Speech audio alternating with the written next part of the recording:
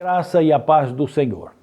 Estamos meditando no livro de Atos dos Apóstolos, desta vez já estamos no capítulo 18, e vou ler os versículos 9 a 11, que diz assim: E disse o Senhor em visão a Paulo: Não temas, mas fala e não te cales.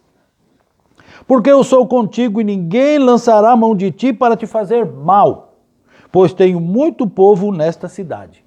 E ficou ali 1 ano e 6 meses ensinando entre eles a palavra de Deus. Deus abençoe a sua palavra. O título desta mensagem é O Deus que nos anima. Nós temos um Deus que nos anima, que nos alegra. Ele não quer nos ver triste, preocupado, depressivo. Ele vem ao nosso encontro. Nós é que muitas vezes não vamos ao encontro de Deus, mas ele vem ao nosso encontro. É o que ele está fazendo aqui com Paulo. Paulo estava sofrendo. Paulo estava lá em Corinto, que era conhecida como a cidade da imoralidade. Ele pregou ali e ele estava sofrendo perseguição, assim como ele já tinha sofrido antes nas cidades pelas quais ele passou, quando passou a Macedônia. E os judeus desobedientes, aqueles que não aceitaram Jesus Cristo, então aqueles que não aceitam Jesus Cristo, a Bíblia chama de desobedientes. Aqueles judeus desobedientes perseguiram Paulo pelas cidades que ele passou, Filipe, Bereia, Tessalônica, Atenas e agora em Corinto. Eles vão atrás de Paulo em outras cidades para expulsarem Paulo dali, porque eles não querem que pregue o nome de Jesus. E o nome de Jesus ainda continua sendo perseguido. Quando as pessoas se dedicam à pregação do Evangelho, há perseguição. E Paulo estava ali num momento muito difícil da vida dele. Ele estava desacreditando dele mesmo. Ele estava triste, depressivo e às vezes também nós podemos nos sentir desta maneira. Nós podemos sentir desacreditados, fracos. Às vezes perdemos até o nosso próprio valor. Nós nos desvalorizamos a nós mesmos. Nós precisamos de ajuda essa hora. E Deus vai atrás de Paulo. Deus foi atrás de grandes homens que nós conhecemos como gigantes na fé, mas que por determinados momentos também passaram por situações como esta, como foi o caso de Moisés. Moisés tirou o povo do Egito, da escravidão do Egito.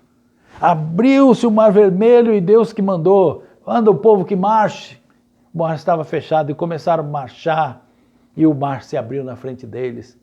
E quando eles estão lá no deserto, Moisés vê eles fabricarem aquele bezerro de ouro. Moisés ouve as reclamações, as rebeliões que formaram contra ele. O seu próprio irmão Arã e a sua própria irmã Míriam se levantaram contra ele também. E ele ouve o murmúrio do povo que quer água, quer comida, quer carne. E ainda diz, era melhor não termos saído do Egito. E ele ouve tudo isso, ele chega a desejar morrer. Ele pede a Deus que tire o seu nome, que risque o seu nome do livro da vida. Sabemos que Deus não faz isso, mas era a situação que Moisés se encontrou. Elias também. Elias, depois que enfrentou os 400 profetas de Baal no Monte Carmelo, e depois deles passarem uma manhã inteira clamando para o Deus deles jogar fogo naquela fogueira para queimar aquele sacrifício e não for atendido, Elias depois ainda zomba deles, manda que joguem água sobre aquele sacrifício e mais água, era tanta água que escorria por aquele Monte Carmelo. E depois ele ora e pede a Deus que mande fogo do céu, e desceu e consumiu a água e o holocausto e tudo que foi oferecido ali. Só que depois ele ficou com medo de uma mulher, de Jezabel, que disse que ia matá-lo. E ele foge e se esconde numa caverna. Homens gigantes na fé, como Jeremias, profeta Jeremias, conhecido como profeta chorão, que ficou muito triste, depressivo também, apesar de ter sofrido tanto, de terem jogado ele naquele poço, prendido ele numa gaiola, de terem espancado ele. Mas Deus vai ao encontro.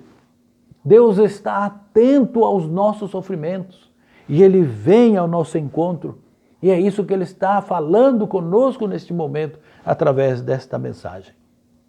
Como é que Deus tratou Paulo? Em primeiro lugar, nós vimos que Deus apareceu para ele em visão. Paulo teve visões, é descrita lá no capítulo 8 de Atos, que Paulo viu uma luz no céu muito forte, da qual ele ficou cego. E ele pergunta àquela luz: quem és tu, Senhor? E a luz responde: Jesus. É Jesus quem se manifestou a ele. Ele não viu a figura de Jesus, viu aquela luz, mas falou com ele. Eu não sei como que Deus se manifestou aqui.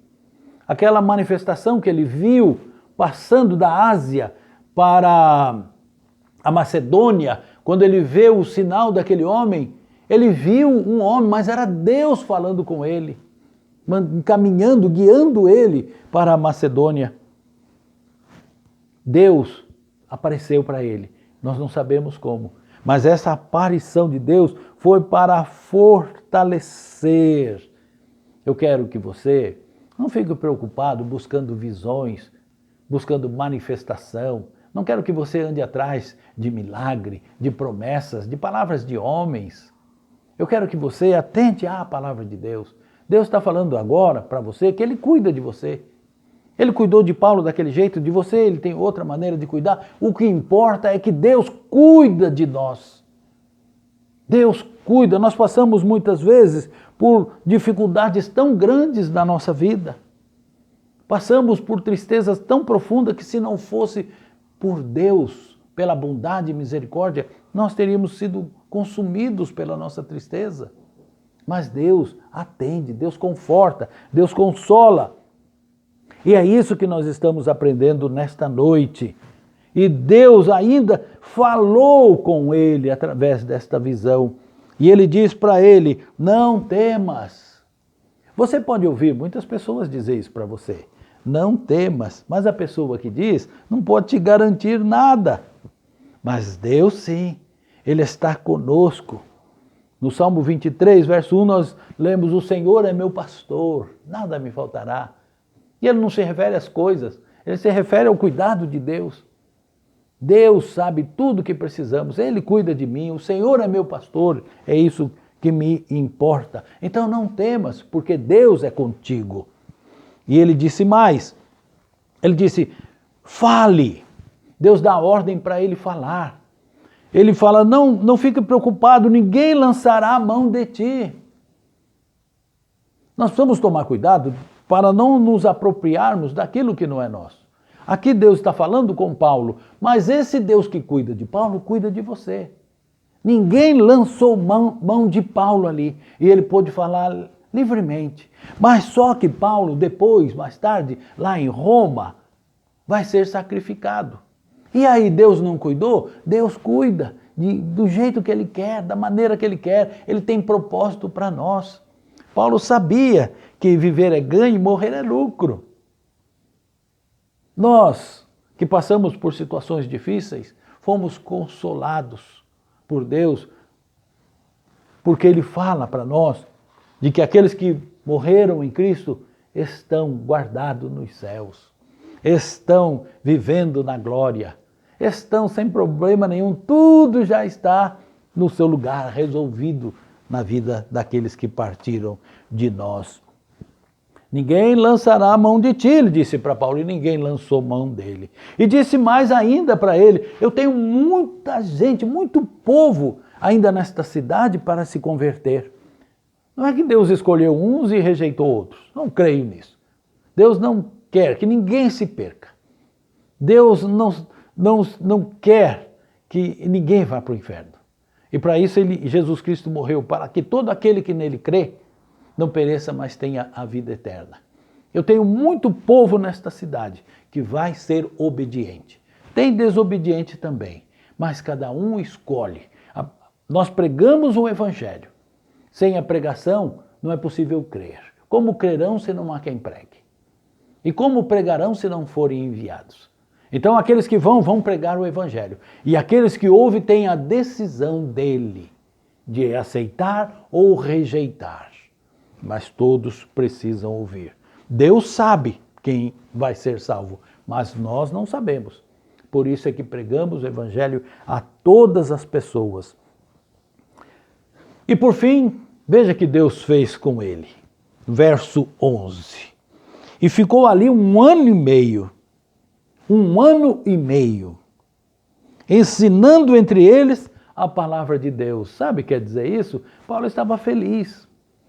Paulo estava alegre, Paulo estava festivo. Sabe por quê? Porque ele estava fazendo aquilo que ele queria fazer.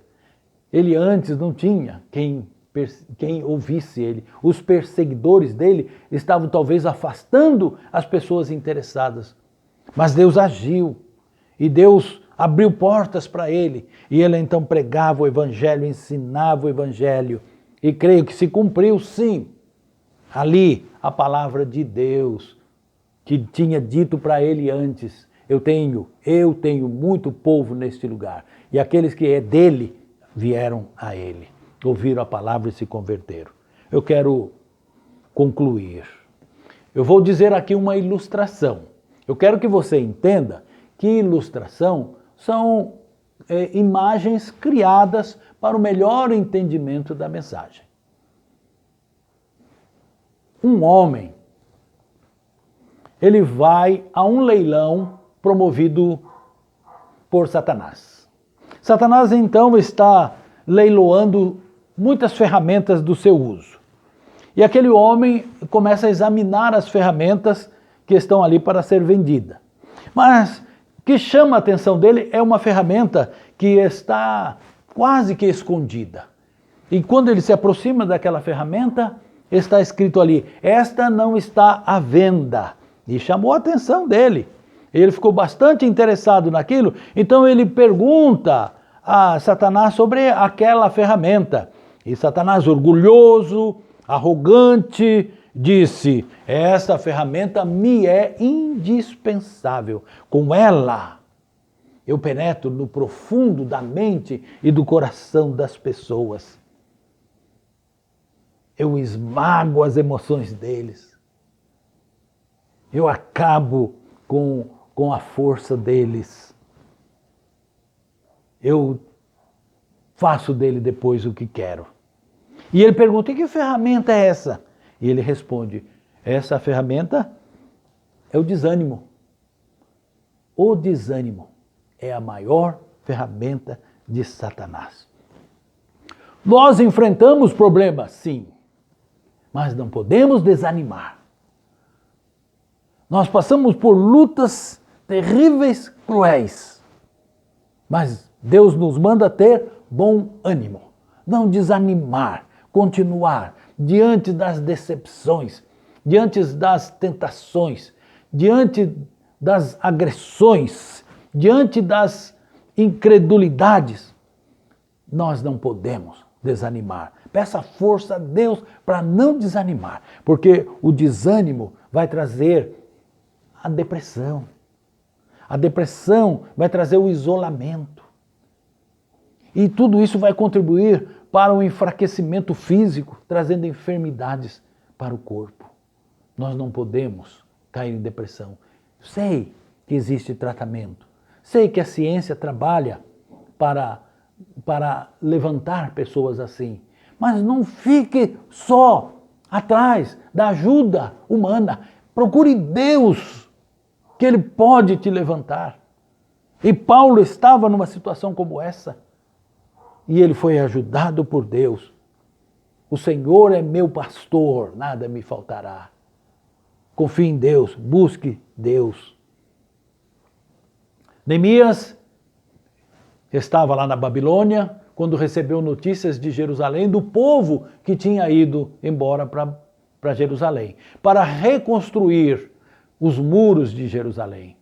E eles chegam de Jerusalém e conversam com Neemias. Como está Jerusalém? Pergunta Neemias. E eles dão um relatório muito triste, tão triste que Neemias chora. E depois Neemias se encoraja e pede para o rei da Babilônia para ele voltar, para que pudesse voltar, ir para Jerusalém para ajudar o povo. Quando Neemias chega em Jerusalém, quase que a depressão toma conta dele. Ele fica andando de um lado para o outro, você pode ler isso lá no livro de Neemias. E ele vê aqueles muros caídos, aquelas pedras amontoadas, aquela tristeza. Mas ele orou, ele buscou a Deus, e Deus encheu ele de alegria e de desejo espiritual. E ele passa isso para o povo, ele conclama o povo a orar, a buscar a Deus e ao trabalho. E o muro começou a levantar. E Neemias foi ajudado e ajudador, e arrumaram toda a cidade. Precisamos de pessoas assim, precisamos de pessoas usadas por Deus, pessoas que são fortalecidas, mas que também são fortalecedoras. É isso que Deus está falando conosco agora. Não deixe que a depressão tome conta da sua vida. Ao contrário, encha-se da alegria do Senhor. Jesus Cristo é o motivo da nossa alegria.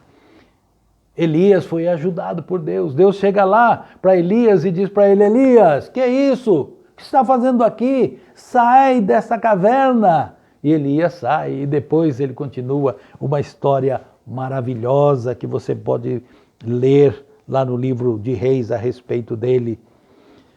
Não lute sozinho contra o desânimo. Não espere só das pessoas.